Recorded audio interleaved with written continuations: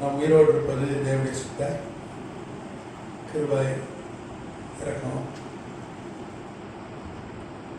இந்த நாளையும் கூட சீகர் பால்ட் பைபிள் இன்ஸ்டியூட்டில் நாம் ஒருவரை சந்திப்பது தேவனுடைய சுத்த கிருபை. இந்த மழை வர மாதிரி இருக்கு, ஆனால் நீங்கள் வந்திருக்கீங்க. அப்படிப்பட்டவர்கள் தான் கர்த்தர் தெரிந்து கொண்டிருக்கிறார். ஆசீர்வதிச்சாங்க. என்னையா விசேஷ பங்கு உண்டு. சரி, உண்மையான சொல்லப்பட ஐயாக்காக அவங்க உடன் ஊழியர்கள் குடும்பத்தார் வந்திருக்கிற அத்தனை தேவ பிள்ளைகள் தேவ ஊழியர்களுக்கு என்னுடைய நன்றியை தெரிவித்துக் கொள்கிறேன். வகுப்பு நமக்கு ஒரு விசேஷ ஒரு ஆண்டு விழா, புதிய ஆண்டு துவக்க விழா கூடுகையாக இருந்தது. கர்த்தர் நாமம் மகிமைப்பட்டது. அல்லேலூயா. கர்த்தருடைய மகிமை, சக்கர மகிமை இந்த இடத்துல விளங்கியது. அதுதான் பெரிய அங்கீகாரம். அவ்வளோ பேர் வந்தாலும் சரி, ஆண்டவர் வரலன்னு வச்சுருங்க, ஒரு பிரயோஜனம் இல்லை. அவர் வரணும், அதுதான் அங்கீகாரம். கதநாமத்துக்கு சொந்தம். பெரிய பெரிய சபைகள் அமெரிக்காவில் இருக்குது. பைபிள்லேருந்து ஒரு வாசனத்தோட வாசிக்க மாட்டேன். பைபிள் வாசனம் எப்படி சொல்கிறதுன்னு சொல்ல மாட்டேன். பொதுவாக பேசுவாங்க. பொதுவாக ஒரு ஆளை வந்து உற்சாகப்படுத்துகிற மாதிரி பேசுவாங்க. ஆனால் 50,000 பேர் இருப்பான் சர்ச்சு. கர்த்தருடைய பிரசனை அவங்களுக்கெல்லாம் இருக்காது. இதை வசனமே சொல்ல மாட்டேங்க. அப்படிப்பட்ட சபைகள் உண்டு. அவன் வசனத்தை பேசுனா எனக்கு தெரியுமா? இங்கே சென்னையில் கூட சில பெரிய சபைகளை வசனமே பேசாத சபைகள் உண்டு. மோட்டிவேஷனல் ஸ்பீக்கர் உற்சாகப்படுத்தி, அப்படி நீ வந்துடுவ, இப்படி வந்துடுவ, உற்சாகப்படுத்தி பேசுனா அது ஜனங்களுக்கு பிடிக்குது. அப்படி பேசுகிறாங்க. ஒரு ஊழியர்கள் இருக்கார். அவர் சொன்னார், நான் இப்போ இப்படி தான் பேசி கொஞ்சம் ஆட்களை சேர்த்துட்டு பிறகு வசனத்தை பேசலான்னு இருக்கேன். இப்போவே பேசுனாதான் நீ அப்புறம் பேசுறேன்னா அது என்ன? அது கர்த்தருடைய சித்தமாக இல்லை. அல்லேலூயா. ஒரு ஆள் தானே வசனம் பேசுகிறேன். நான் 1000 பேர் சேர்த்துட்டு 2000 பேர் சேர்த்து பிறகு வசனம் பேசுகிறேன்னா அது வந்து கர்த்தருக்கு பிரியம் இல்லை. அவர் அங்கே அவருடைய பிரசன்னம் இருக்காது, மகிமை இருக்காது. அல்லேலூயா. போன வாரத்தில் கர்த்தருடைய மகிமை வெளிப்படுத்தி 5 பேர் அருட்பொழிவு தேவ ஊழியர்கள் அருட்பொழிவு செய்யப்பட்டார்கள். கதிராமத்துக்கு சொந்தம். அவர்கள் சொன்னார்கள், தேவனுடைய மகிமை பிரசன்னம் இருந்தது, விஷயம் அளவில்லாமல் இருந்ததுன்னு சொல்லி எனக்கு ஃபோன் பண்ணி சொன்னாங்க. சொல்லணும்னு அவசியம் இல்லை. அவர்கள் சொன்னார்கள். அது மாத்திரம் தீர்க்க தரிசன வார்த்தைகள் அவங்களோட தலையில் கை வைத்து அவங்களுக்கு அருட்பொழிவு செய்யும்போது வெளிப்பட்ட தீர்க்க தரிசன வார்த்தை அவ்வளவும் எங்கள் வாழ்க்கையில் அப்படியே நீங்கள் கர்த்தரை உங்களுக்கு வெளிப்படுத்தினார், இந்த இடத்துல கர்த்தர் பேசுகிறார் அப்படின்னு சொல்லி கர்த்தரை மயப்படுத்தினார்களுக்காக கர்த்தருக்கு நன்றி. அதுதான் பெரிய அங்கீகாரம். கர்த்தர் பேசலைன்னா ஒரு பிரயோஜனம் இல்லை. கர்த்தர் நல்லவர். அல்லேலூயா. என் மையாவே ஆண்டவர் இருக்கிறார். உண்மையே இருக்கு. இது ஒரு பேச்சுக்கு அல்ல. கர்த்தருடைய பிரசனை இருக்கு, மகிமை இருக்கு. நானே ஆசீர்வதிப்பேன். வர்றதுனால இல்லையா, இவர் டீச்சர் தானே, எனக்கே ஆசீர்வாதம் தான். அல்லேலூயா. ஆனால் இந்த இடத்துல எப்பொழுதும் ஜெபங்கள் ஏறெடுக்கப்பட்டு கொண்டே இருக்கு. அவர் சொன்னபடி அவர் பெரிய ஜெப வீரர், நல்ல ஒரு அருமையான சபை தலைவரை கர்த்தர் கொடுத்திருக்கிறார். நாமத்துக்கு சோதரம். நம்ம தொடர்ந்து சர்ச் ஹிஸ்டரி பார்க்கணும். இதுதானே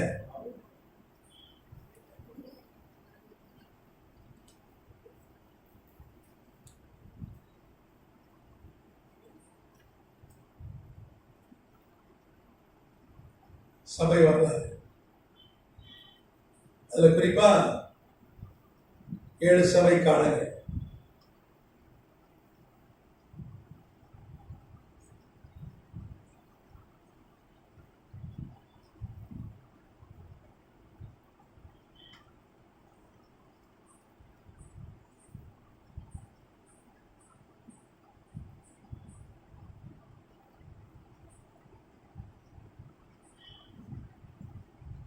ஏற்கனவே ஒரு சபையை பார்த்து முடிச்சிட்டோம். இப்போ எத்தனாவது சபைக்கு வரும்?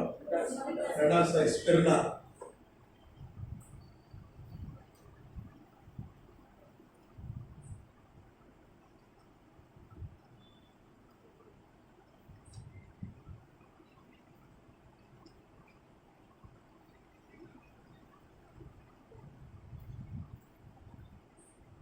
ஸ்மரணா சபை காலம் வந்து 101 முதல் 300 கிபி வரை. இந்த காலகட்டத்தில் ஏறக்குறைய 212 ஆண்டுகள் வேத பண்டிதர்கள் அந்த காலத்தை ஸ்மிர்னா சபை காலம் என்று வரையறுக்கிறார்கள். கர்த்தநாமத்துக்கு ஸ்தோத்திரம்.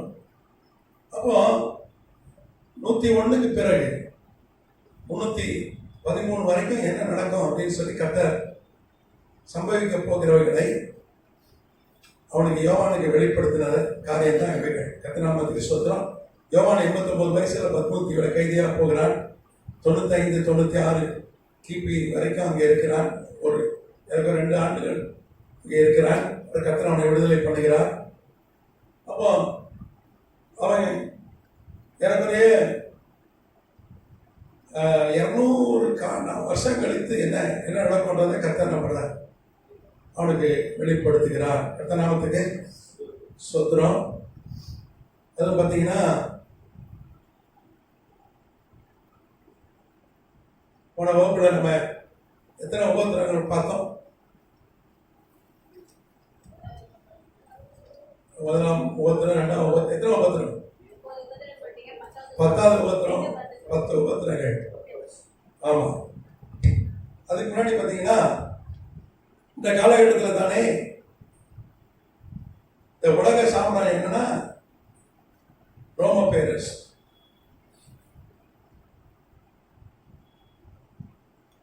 உலக சாம்ராஜ்யம் அல்லது வல்லரசு.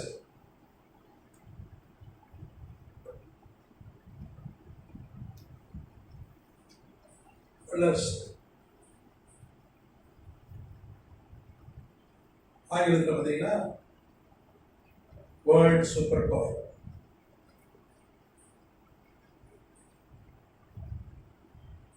Roman kingdom.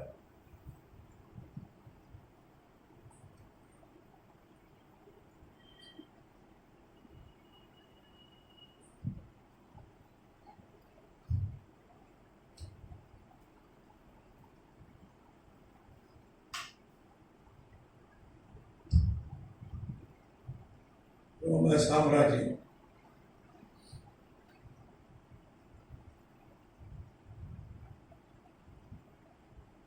ஸ்மிர்னா சபை தொடக்க காலத்தில் டிராஜன் என்கிற ரோம அரசர்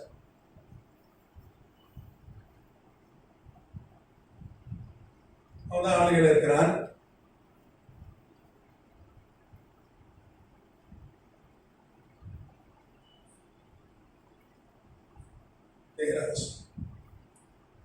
அவன் காலத்துல இருந்து ஆரம்பிக்குது.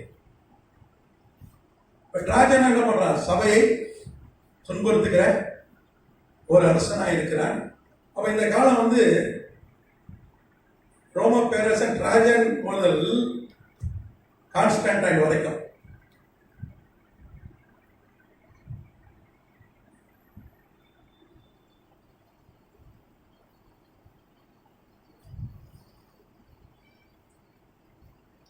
இந்த காலகட்டத்தில் ரோம பேரரசர்கள் இந்த உலகத்தை ஆண்டார்கள், 3 கண்டத்தை ஆண்டார்கள். இப்போ அமெரிக்கா சொல்கிறோம். அமெரிக்கா வைக்க தான் சட்டம். எங்க வேணா போய் அவன் கப்பல் நிறுத்தினா, எங்க வேணா பிளேன்ல போறான், கொண்டு போடுறான், எந்த நாட்டுக்குள்ள எதுவும் செய்யறான். இன்னைக்கு ஈரான்ல ஹமாஸ் தலைவர் வந்தார் ஒரு ஃபங்க்ஷனுக்கு, பதவியேற்புல வந்தாரு. அங்கே தங்கியிருந்த போது அங்கேயே அவரை தங்கி வைத்து என்ன பண்றாங்க, இஸ்ரேல் உளவுப்பட அங்கே வைத்துக் கொள்கிறது. அவர் இருக்கிறது கத்தார். அரண்மனையில் சுகபோக வாழ்க்கை ஹமாஸ் தலைவருக்கு. ஆனால் அவங்க ஆட்கள்லாம் தீவிரவாதிகள், பல கூட இஸ்ரேலோட போட்டு ஆயிரங்களை செத்து போயிட்டார்கள். ஆனால் இவர் தலைவர் அங்கே என்ன பண்றார், கத்தாரில் அரண்மனையில் சொகுசா வாழ்றார். இஸ்ரேல் இந்த ஹமாஸை ஒழிக்கிறதுக்கு யுத்தம் பண்ணி கொண்டிருக்கிறது. அது காரணம் என்ன சொல்கிறார்கள்? அவங்க நியாயமான காரணத்தை சொல்கிறார்கள். 1500 பேர் எங்கள் ஆட்கள் கொல்லப்பட்டார்கள், 200 பேர் கூட வந்து கடத்திட்டு போயிட்டாங்க, அவங்களை மீட்கிறதுக்கு தான் போர் அப்படின்னு இஸ்ரேல் தரம் ஒரு நியாயத்தை சொல்கிறார்கள். ஆனால் அவங்க தரம் என்ன சொல்றது, இல்லை இல்லை, நாங்கள் இஸ்ரேல் எங்கள் நாடு, அவர்கள் ஆக்கிரமிச்சிட்டாங்க, நாங்கள் அதை மீட்கிறதுக்கு வந்தோம்னு சொல்றாங்க. அப்படிதான் நம்ம போர் நடந்துட்டு இருக்கு. சமீபத்தில் ஈரான்ல போய் ஈரானுக்கு விருந்தாளியா வந்த ஹமாஸ் தலைவர் அவர் வீட்டில் தங்கி இருக்கும் போது அங்கே வச்சு கொண்டிருந்தது. ரொம்ப பெரிய ஒரு எவ்வளவு தைரியம் பாருங்க இஸ்ரேல். அவன் கத்தாரில் இருக்கிற அங்கே விட்டுட்டானுங்க, வேணுமே ஈரான் போகும்போது அங்கே வச்சு. இது ரொம்ப சக்தி வாய்ந்த நாடாக இருக்கு இஸ்ரேல் தான். நாமத்துக்கு சொந்தம் இஸ்ரேல் அப்பா மாதிரி இஸ்ரேல கூட இருக்க யாருன்னா இஸ்ரேல் அமெரிக்கா. பையன் என்ன சொன்னாலும் அப்பா தலையாட்டம் பொருள் வாங்கி கொடுப்பான், பம்பரம் வாங்கி கொடுப்பான் அந்த கதை தான். இஸ்ரேல் என்ன சொன்னாலும் இவன் தலையாட்டி போயிட்டே இருக்க மாதிரி கூட. அவர்கள் சொல்றது இவர் கேட்க மாட்டேங்குது இஸ்ரேல். இப்போ கொஞ்சம் போர் இருந்து அதெல்லாம் முடியாது இருந்தது. ஆனால் வேற வழி இல்லை. கமலா ஹாரிஸும் சரி, இன்னைக்கு அவங்க எழுத்து போட்டியிடுகிற ட்ரம்பும் சரி ஜெயிக்கலாம், இஸ்ரேல் ஆதரிச்சாதான் ஜெயிக்க முடியும் அமெரிக்கா பொறுத்த வரைக்கும். அதுக்காகவே அவங்க எல்லாம் செய்கிறாங்க. அதான் யூதர்கள் ஓட்டு அங்கே நிறைய இருக்கு. ரெண்டாவது அவர்கள்லாம் பணம் கொடுக்குறார்கள். உலகத்தில் 88%, அமெரிக்காவில் 90% பணக்கார யாரெல்லாம் யூதர்கள், பேரரசர்கள். இவர்களெல்லாம் விக்கிரக ஆராதனைக்காரர்கள், சபையை துன்புறுத்தினார்கள். ஒரே ஒருத்தர் தான் கிறிஸ்தவன், முதல் கிறிஸ்தவ அரசன். இந்த காலகட்டத்தில் தான் உலக பேரரசனாக ஒரு கிறிஸ்துவ அரசன் வருகிறார். இந்த ஸ்மிர்னா சபை காலகட்டத்தில் தான் தலைகீழாய் மாறுகிறது. எந்த ரோம பேரரசு சபையை துன்புறுத்தியதோ, ஊழியர்களை கொன்று போட்டதோ, பைபிளை எரிச்சு போட்டதோ, அந்த ரோம அரசுக்கு ஒரு கிறிஸ்தவ அரசன் வருகிறான். ரோம பேரரசு கிறிஸ்தவ சாம்ராஜ்யம் மாறுகிறது. விக்கிரக ஆராதனைகள் ஒழிக்கப்படுகிறது. மறுபடியும் பைபிளான பணப்படுது. அது நகல் எடுத்து எல்லா இடத்திலும் கொடுக்கப்படுகிறது. ஊழியர்களுக்கு கனவு வருகிறது. இந்த காலகட்டத்தில் தான் கர்த்தர் என்ன பண்றார்? கர்த்தருடைய ஊழியர்களை, சபையை, ஊழியர்களை ஆசீர்வதிக்கிறார். கர்த்தராமத்துக்கு ஸ்தோத்திரம். இப்ப இந்த காலகட்டத்தில் தான் ஒரு முயற்சி ஒன்று தேவாலயம் கட்டுவதற்கு ஒரு முயற்சி ஒன்று இந்த காலகட்டத்தில் நடக்கிறது. அது குறிப்பா பாத்தீங்கன்னா இந்த காலம் 132 கிபி ஏடியில ரோம பேரரசன் ஹேட்ரியன் ரோம பேரரசன்.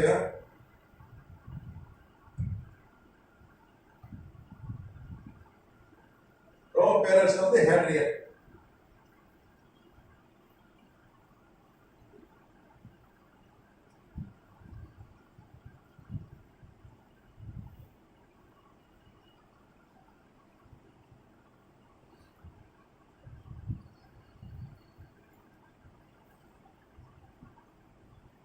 அவன் என்ன பண்றான்? தேவாலயம் கட்டுறதுக்கு அவன் என்ன பண்றான்? முயற்சி எடுக்கிறான். ஏன் தேவாலயம் கட்டி கொடுக்க முயற்சி எடுக்கிறான்? இன்னைக்கு தேவாலயம் ரோமர்களால் அடிக்கப்பட்டுவிட்டது. 70 கிபியில முதல் சபை காலம், எபேசு சபை காலத்துல 70 கிபியில எருசலேம் தேவாலயம் என்ன பண்ண, இரண்டாம் தேவாலயம்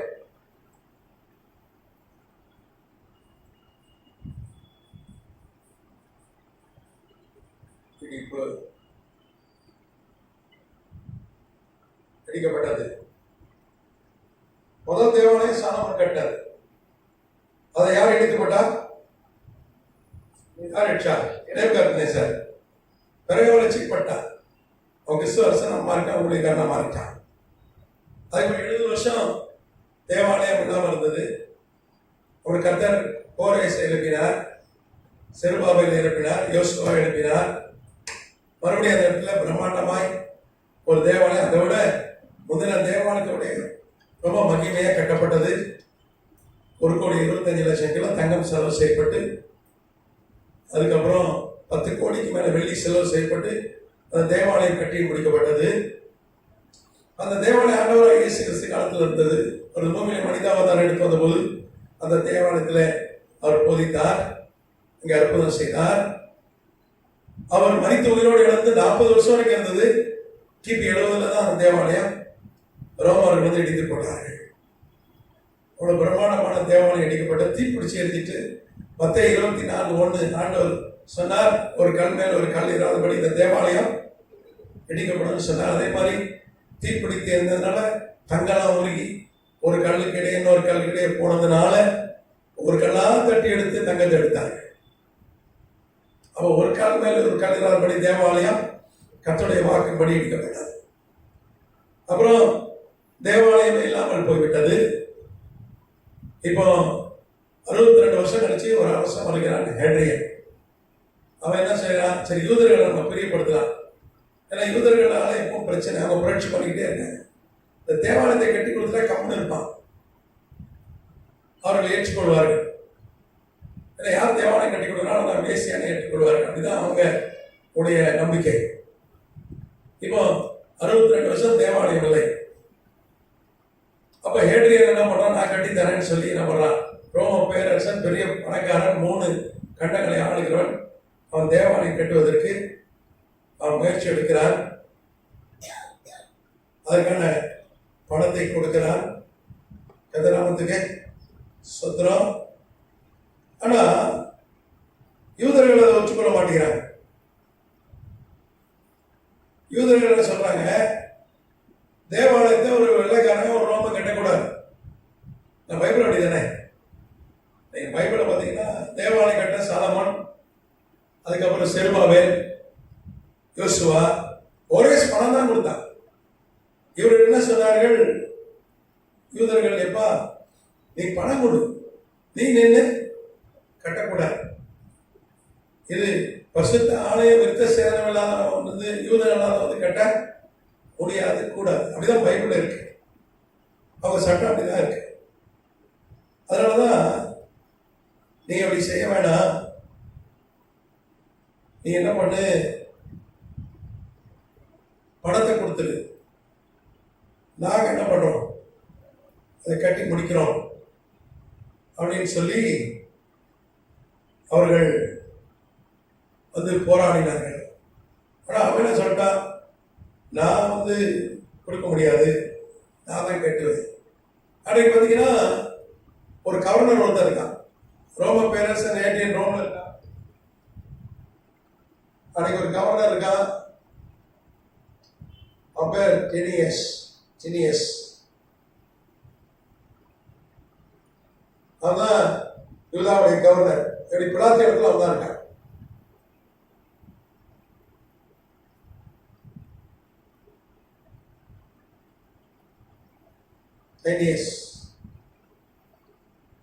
இதுதான் கவர்னர், யூதா கவர்னர். ஆனா இவர் வெள்ளைக்காரன், எல்லாத்த மாதிரி இவன் வெள்ளைக்காரன். ராஜா ஹேட்ரியன் 16வது ஆட்சி காலத்துல 16 வருஷம் ஆயிட்டு ஆட்சி வந்து கவர்னருக்கு உத்தரவிட்டா, நீ கட்டு, நான் பணம் அனுப்புறேன், தங்கம் தரேன், 3ஆம் தேவாலயத்தை கட்டுன்றார். கட்ட ஆரம்பித்த உடனே பிரச்சனை வெடிக்கிறது. யூதர்களாம் வந்து என்ன பண்ணாங்க, புரட்சி செய்கிறார்கள். அப்படி புரட்சி செய்யும் பொழுது அது ஒரு பெரிய போராட்டமாக வெடிக்கிறது. அதுக்கு ஒருத்தன் தலைமை தாங்கிறான். அவன் பேர் தான் சைமன் பென் கோக்பா, சைமன் பார் கோக்பா.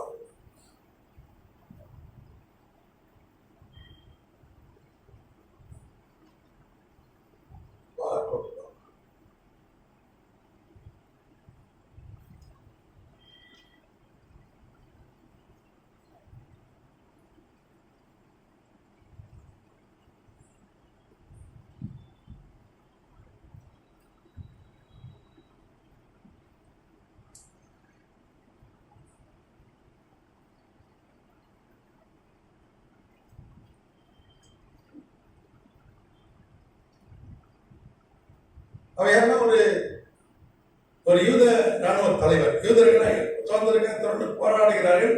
எப்படி நம்ம இந்தியாவில் சுபாஷ் சந்திர போஸ் ஆயுத ஏந்தி போராடினார், காந்தி தாத்தா என்ன பண்ணார், அகிம்சை வழியிலே போராடினார் நம்ம இந்திய சுதந்திரத்துக்காக.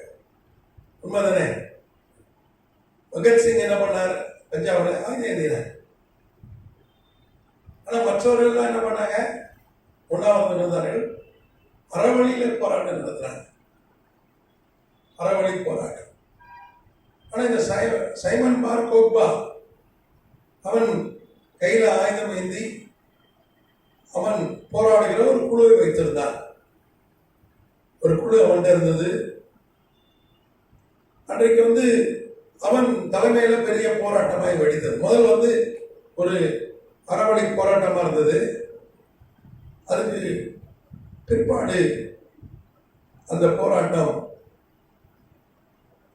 அது இராணுவ போராட்டமா மாறிச்சு. நீங்க பார்த்தீங்கன்னா பங்களாதேஷ் பக்கத்து நாடு, யாரெல்லாம் நியூஸ் வாசிங்க, பங்களாதேஷில் நடந்தது தெரியுமா? என்ன நடந்தது? கலவரம். முதல்ல எப்படி கலவரம் வந்துச்சு? சுதந்திர போராட்ட வீரர்கள் குடும்பத்துக்கு ஒரு 20%, 20-30 தெரியல, 20% இடஒதுக்கீடு, வேலையில படிப்புல இடஒதுக்கீடு. ஏன்னா பங்களாதேஷ் நாடு இந்திரா காந்தி அம்மா பிரதமராக இருந்த பொழுதுதான் பாகிஸ்தான்ல இருந்து நம்ம இந்திய ராணுவ துணை செய்து உதவி செய்து அந்த நாடு பிரிக்கப்பட்டது. அது மாதிரி பங்களாதேஷ் பாகிஸ்தானோடு சேர்ந்திருந்தது. 70களில் தான் நம்ம இந்திரா காந்தி அம்மா, அந்த அம்மா மாதிரி ஒரு தைரியமான பிரதமர் இது வரைக்கும் இந்தியாவில் இருந்ததே இல்லை. ஒரு பொம்பளை அவ்வளோ தைரியம் தைரியம் பயங்கரமாக அடுத்த நாட்டுக்குள்ள புகுந்து இராணுவத்தை அனுப்பி அந்த நாட்டை பிரித்து கொடுத்துச்சிங்க. அவ்வளோ தைரியமான ஒரு இரும்பு பெண்மணி, ஒரு சிங்க பெண்ணா நாம தான் தைரியமான இந்திரா காந்தி அம்மா மாதிரி ஒரு ஆள் இருந்தா நல்லா இருக்கும். அப்போ சைமன் பார் கோக்பா ஒரு சின்ன புரட்சி படையுடைய தலைவன். ஒரு போராட்டம் முதல் அறவழியில் நடக்கிறது. ஆட்ரேனுக்கு எதிராக தேவாலயத்தை நாங்கள் தான் கட்டுவோம். அன்னைக்கு ரவி அக்யூபா ஒருத்தன் இருக்கிறான். கியூபா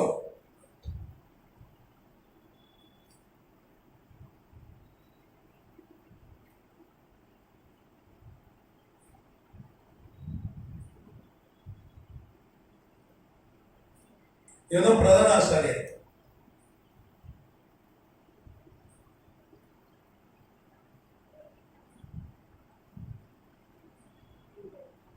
பிரதான ஆசாரியர் ஒரு மத்திய மாநில அரசு மாதிரி, ரோம பேரரசு மத்திய அரசு.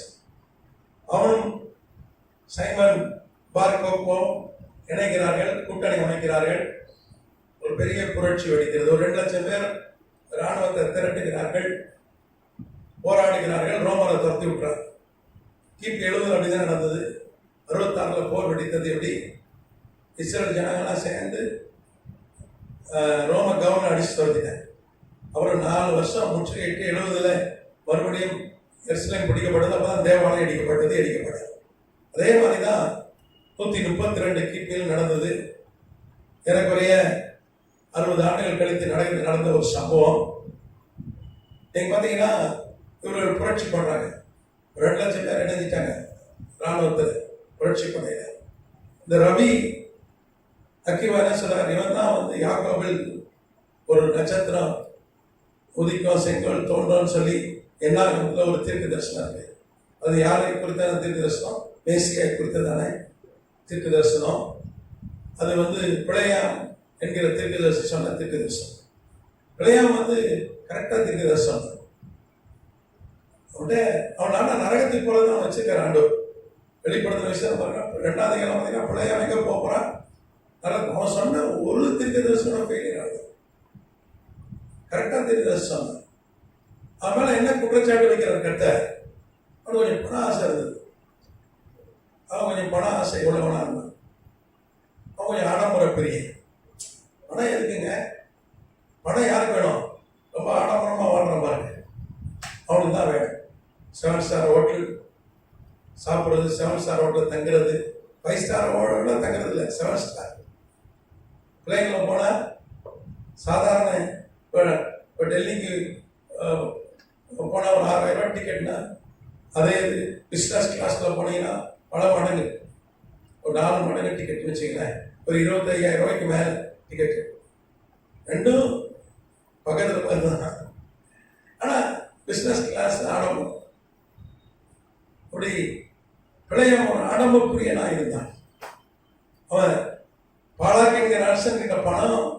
இந்த பணத்துக்காக. அவனும் வந்து பொய் தீர்க்க தரிசனம் சொல்லிடல, ஆனா ஒரு ஐடியா சொன்னான் பாலக அரசனுக்கு. என்ன ஐடியா சொன்னான்னா, இவனை நான் சபிக்க முடியாது, இவனை ஆசீர்வதிக்கிறது தான் கர்த்தருடைய பிரியம், என்னால் என்னை சபிக்க விட மாட்டேங்கிறார் ஆண்டவர். ஏன்னா பிள்ளையாவுக்குள்ள ஒரு வல்லமை கர்த்தர் கொடுத்திருந்தா அவங்க யார் நல்லா இருப்பாங்க, விளங்காம போயிடுவாங்கன்னா விளங்காம போயிடுவாங்க. அதுக்காக தான் காசு கொடுத்து கூப்பிட்டு வந்தேன் பாலக அரசன். பிள்ளையான்னு சொல்லிட்டா என்னால் சபிக்க முடியாது, நான் கர்த்தர் ஆசீர்வதிக்கப்பட்ட ஜனம் முடியாது. ஆனால் நான் ஒன்று செய்கிறேன், இந்த ஜனங்களை நான் அழிவுக்கு நான் ஒரு ஐடியா சொல்றேன். நீ என்ன பண்ணுது, ஒரு பெரிய விழா கொண்டாடு, திருவிழா கொண்டாடு, அதுல விக்கிரகத்தை படைச்சதை இவங்களுக்கு கொடு, இவங்க சாப்பிடட்டும், விக்கிரகம் செய்யணும், வேசித்தனம் பண்ண. கர்த்தரே கோபப்பட்டு என்ன பண்றாருங்களா, அடிச்சு கொண்டுருவார். நீ அவனை கொள்ளணும்னு அவசியம் இல்லை. நீ நினைக்கிற அவளை சபிச்சுட்டா அவன் வீக் ஆயிடுவாங்க, நீங்க போர்ல ஜெயிச்சிடலாம், குறுக்கோழியில ஜெயிச்சிடலாம் நீ நினைக்கிற. ஆனா நீ போர் செய்யாமலே அவங்கள தோக்கடிக்கிற ஒரு வழி சொல்றேன். அவங்களோட பாவம் செய்ய வச்சிட்டீங்கன்னா, அவங்கள விக்கிரகாரம் செய்ய வச்சிட்டீங்கன்னா, அவங்கள வேசித்தனம் பாவம் செய்ய வச்சிட்டீங்கன்னா, கர்த்தரை என்ன பண்ணிடுவார், அவனை அடிச்சு போடுவார். அந்த ஐடியாவுக்கு காசு வாங்கிட்டான். வீடு நிறைய பொண்ணு வாங்கிட்டான். வீடு நிறைய பொண்ணா கொஞ்சம் யோசிப்பாங்க.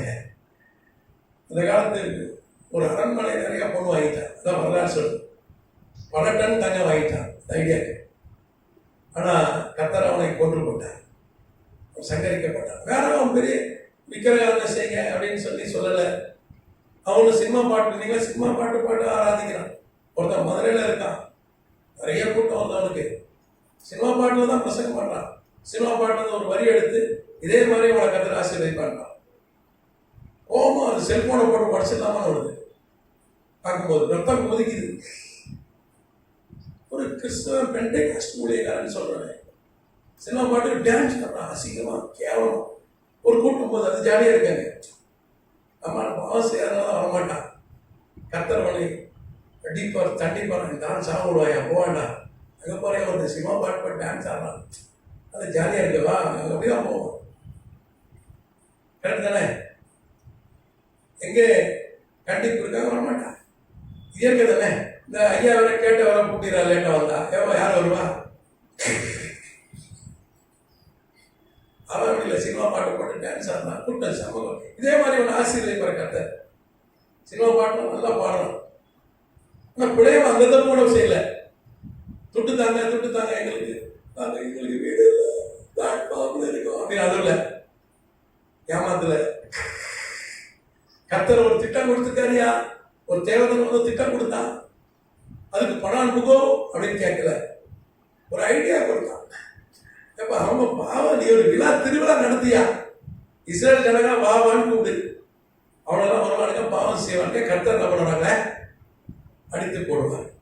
அதே மாதிரி ஒரு திருவிழா நடத்தினான் அவனுக்கு. இவனுக்கெல்லாம் போனாங்க, பாவம் செய்தார்கள், கர்த்தருடைய ஆக்கினை வந்தது, கொள்ளை நோய் வந்தது, இஸ்ரேல் ஜனங்கள் செத்து விழுந்தார்கள். ஆனால் கர்த்தர் பார்த்தாரு, பிள்ளையவன் தண்டிச்சார். அவனை யோசுவாவில் பார்த்தீங்கன்னா பிள்ளைய எப்படி செத்து போனான், வெட்டப்பட்டு செத்து போனான், வெட்டி கொல்லப்பட்டான். இன்னைக்கு எங்க இருக்க, பாதாளத்தில் இருக்கிற, பரதீசில் இல்லை.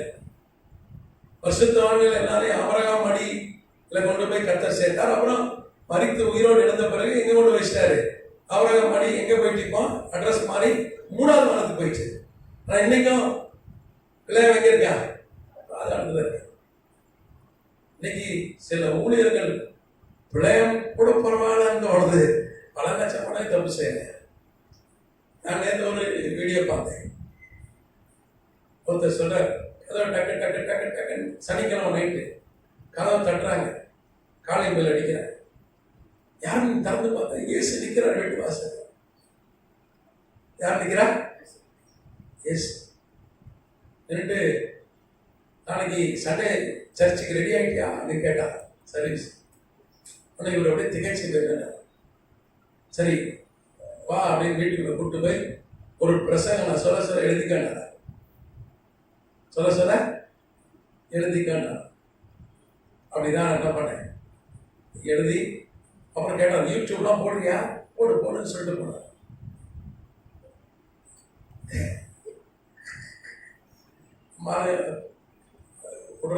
சொல்ற போய்க்கு கணக்கு உனக்கு இல்லை. அதை விட மோசம் இவ்வளவு பரவாயில்ல, ஒரு டீசெண்டா போய் சொல்லியிருக்கேன். அதே கேள்வி பண்ணி போடுறான், சீக்கிரமா போடுறான், ஒருத்தர் ட்ரோல் பண்ணி போடுறான். எலன் மாஸ்க்கு சொல்லியிருக்காரு, ஒரு போன வாரம் இயேசுவை நான் சந்தித்தேன். உலகத்துல பெரிய பணக்காரர், ஒரு 30 லட்சம் கோடிக்கு மேல சொத்து இருக்கு, உலக பணக்காரர். Tesla car, star light, space X எல்லாம் முதலாளி. மண்டபுள்ள சிப் வச்ச முதலாளி அவர் தான். கிறிஸ்தவன் தான், இலக்காரன். அவரு இயேசுவை சந்தித்திருக்கிறார். அவர் பொய் சொல்லல. அவர் ஒரு வியாபாரி. அவரு ரொம்ப குழப்பத்தில் அன்னைக்கு தூங்க போனேன், ராத்திரி தூங்கும் போது தரிசனம் கண்டேன்.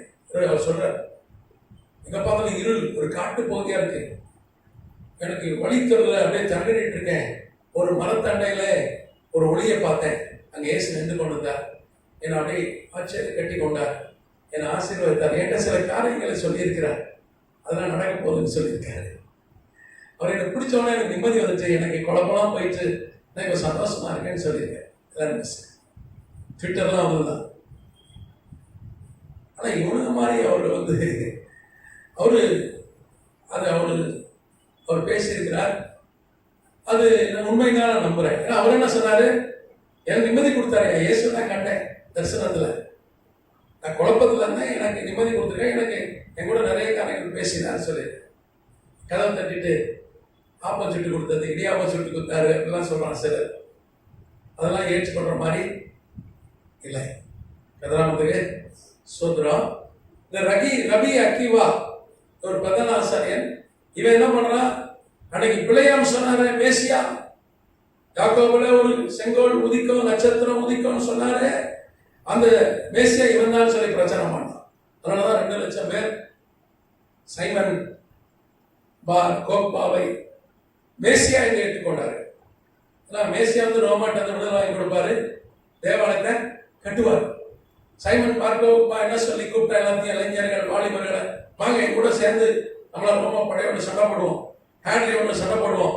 தேவாலயம் அவன் கட்டக்கூடாது, நம்ம தான் கட்டணும். பணம் வேணாம் கொடுக்கலாம், அது கட்டக்கூடாது. ஏன்னா பைபிள் அப்படிதான் இருக்கு, ஒரு யூதம் தான் கட்டணும். அதனால எல்லாத்தையும் கூட்டி சேர்த்து நான் தான் மேசியா, ரோமர்களை அடிச்சு தரலாம், வாங்க நான் தேவாலயம் கட்டித்தரேன் அப்படின்னு சொல்லி கூப்பிட்டான். 2 லட்சம் பேர் சேர்ந்தார்கள். ஒரு பெரும் போர் நடந்தது. பேண்டரியில் என்ன பண்ணாங்க, இவங்க அடிச்சு துரத்திட்டாங்க.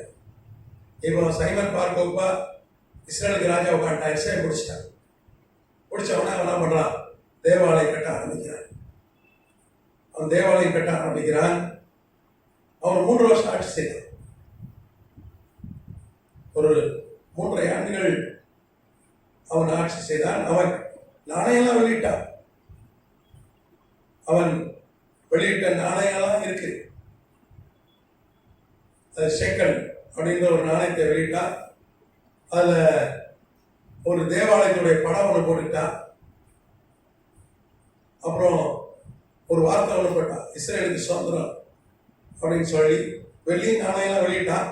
இன்னைக்கு அது இஸ்ரேல் தேச விஷயத்தில் இருக்கிறது. அவன் வெளியிட்ட நாணயங்கள் 4 விதமான நாணயங்களை வெளியிட்டான். வெள்ளி நாணயம், அப்புறம் செப்பு நாணயம். செப்புன்றது என்ன, பித்தளை நாணயம். அந்த நாணயங்கள் இன்னைக்கு இருக்கு இஸ்ரேல் ஆன்டிகுவிட்டிஸ் மியூசியத்தில்.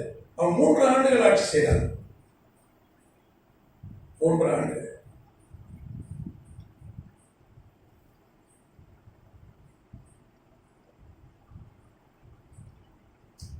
ஹேட்ரியன் தேவாலயம் கட்ட முயற்சி செய்தான். அது நிமித்தமாய் ஏற்பட்ட புரட்சியில சைமன் பார்கோப்பா ஆட்சியை பிடிக்கிறார். தன்னை மேசியாவை சொல்லிக் கொள்கிறான். ஜனங்கள் அவனை மேசியாக நம்பினார்கள். தேவாலயம் கட்ட ஆரம்பித்தான். தேவாலயம் கட்ட. அன்னைக்கு கிறிஸ்தவர்கள் என்ன சொன்னாங்க, இவன் தான் அந்தி கிறிஸ்து. ஏன்னா வேதம் சொல்லுது, அந்தி கிறிஸ்து யார், தேவாலயம் கட்டுகிறவனாய் வருவான், அவன் யூதன் என்றுதான் வேதம் சொல்லுது. அன்னைக்கு இருந்து ஆவிக்குரிய கிறிஸ்தவர்கள் என்ன சொன்னார்கள், சைமன் பார்கோப்பா அவர் அந்தி கிறிஸ்து சொன்னார்கள்.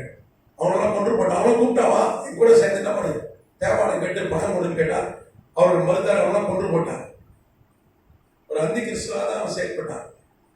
ஒரு அந்தி கிறிஸ்துவ ஆவிதான் அவனுக்குள்ள இருந்தது. 3 வருஷம் அவன் தேவாலயம் கட்டி ஓரளவுக்கு கட்டி எழுப்பினான். ஆனா மறுபடியும் ரோம அரசு, ரோம பேரரசு ஒரு பெரிய படையோடு வந்து மறுபடியும் இஸ்ரேலை பிடிச்சிட்டு நீங்க பாத்தீங்கன்னா இந்த வரலாறு எல்லாம் வந்து பிலஸ்டோக்கியஸ் ஒரு வரலாற்று ஆசிரியர் பதிவு செய்திருக்கிறார்.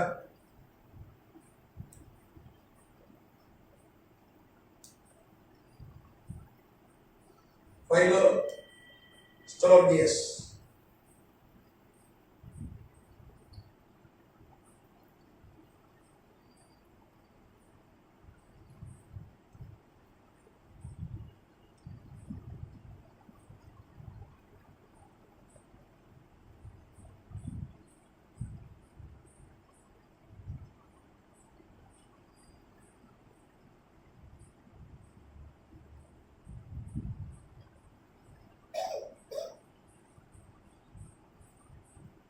அதுக்கப்புறம் இசுபியஸ்,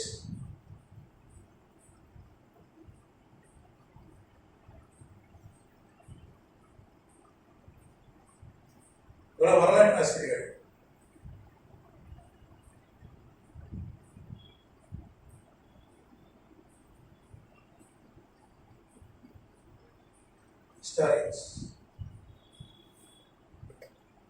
மறுபடியும் ரோம படை வந்து மறுபடியும் பிடிச்சிடாங்க. அவருடைய ஆட்சி முடிவு வருகிறது. அன்னைக்கு மாத்திரம் 6 லட்சம் பேர் மறித்து போனாங்க. எவ்வளவு பேர் செத்து போனாங்க? 6 லட்சம் பேர் மறித்து போனார்கள். எஸ்லேம் என்ன பண்ணா? அவன் அழித்து போட்டான். பேரரசர் அப்படின்னு வந்து யூதர்கள்லாம் துரத்தி போட்டான். எஸ்லேம் பேரை மாத்திட்டான். ஏலியா கேபிட்டோலினா அப்படின்னு பேர் மாத்திட்டான்.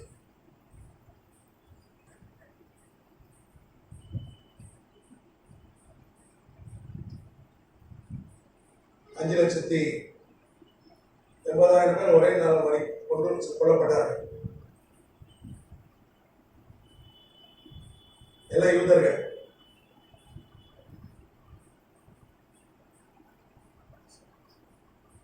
ஒரு 200 கிராமங்கள் அடிச்சு போட்டான். நிறைய பட்டணங்களை இடிச்சு போட்டான். அப்புறம் இஸ்ரேலில் இருக்க யூதர்கள், இஸ்ரேலுக்கு அத்தனையும் துரத்திட்டான். ஒருத்தர் கூட வச்சிருக்கிறாங்க. அதுக்கப்புறம் இஸ்லாமிக் என்ன பேர் வச்சுட்டான்? ஏலியா கேபிட்டோலினா.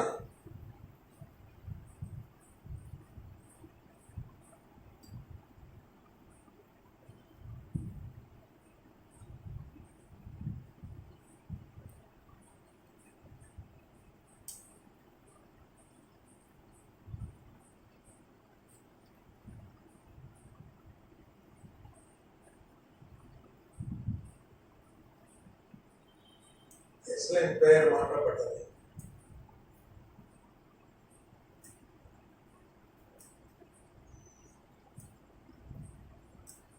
நீங்க பாத்தீங்கன்னா இந்த உலகத்துல ஆண்டவர் பிரியமான நகரம் தெரியுமா? இஸ்லாம், சியோன், சிங்கார நகரம். ஆண்டவர் ரொம்ப இடம் வானத்திலிருந்து புதிய வானம் புதிய பூமி நோக்கி ஒரு நகரம் இறங்கி வர்றதை யார் பார்க்கிறார்? யோவான் பார்க்கிறார். வெளிப்படுத்த அதுக்கு பேர் என்னது? புதிய எருசலேம். எருசலேம் இந்த நகரம் எங்க இருக்கிறது? பரலோகத்தில் இருக்கிறது. அது பரலோகத்திலிருந்து இறங்கி வரும். ஆண்டவர் சொன்னார், நான் எல்லாருக்கும் ஒரு வாசஸ்தலத்தை ஆயத்தம் பண்ணி வச்சிருக்கிறேன். ஆயத்தம் பண்ண உலகில் வீடு, மாளிகை, பட்டணம், வாசல் ஆயத்தம் பண்ணேன். அதுதான் புதிய எருசலேம். ரெடியா இருக்கு. அது எங்க இருக்கு? பரலோகத்துல இருக்கு. எப்ப சொன்னார்? அதை ஒரு பூமியில மனிதன் இருந்த போல சொல்லிட்டேன், நான் ஆயத்தம் பண்ணிட்டேன், ரெடியா இருக்கு. அப்ப இந்த பூமியில மனிதன் வந்த பொழுது 4 கிமுல வந்தார். 30 கிபியிலே வந்து அவர் ரத்தம் சிந்தி மறித்தார். 3ஆம் நாள் உயிரோடு இருந்தார். 2000 வருஷத்துக்கு முன்னாடியே சொல்லிட்டார், ரெடியா இருக்கு. பரலோகத்துல இருக்கிற நகரத்தின் பேர் என்ன? நமக்காக கர்த்தர் ஆயத்தம் பண்ணியிருக்கிற நகரத்தின் பேர் என்ன? எருசலேம். ஆண்டவர் பிரியமான நகரம். ஆனா அந்த பிரியமான நகரத்தின் பேரையே என்ன ஆச்சுப்போம்? என்ன மாத்திட்டா?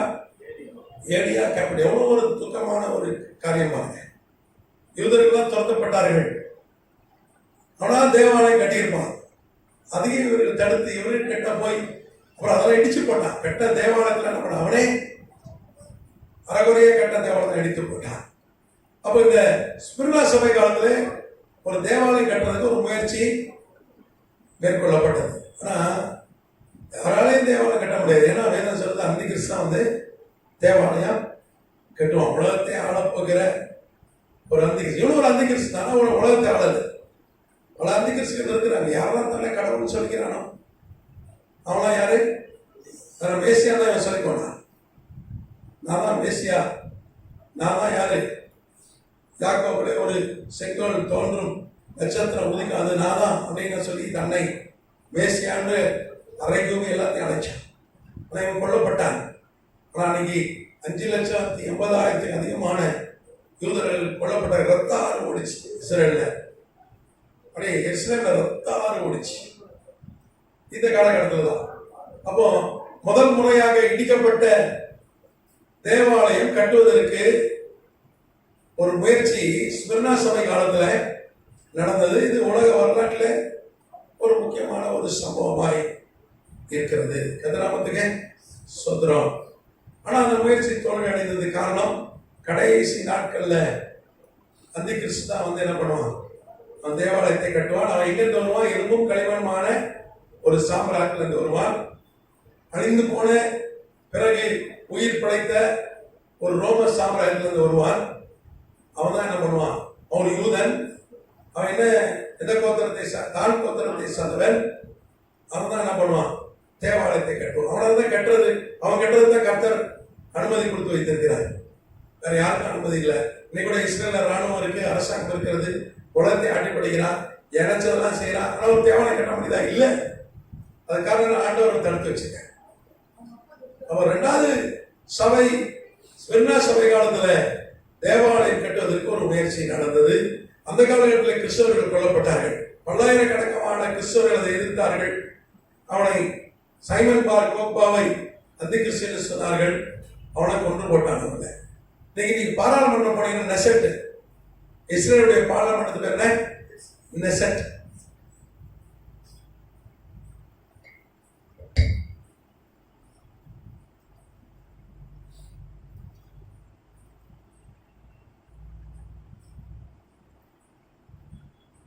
இஸ்ரேல் பாராளுமன்றம்.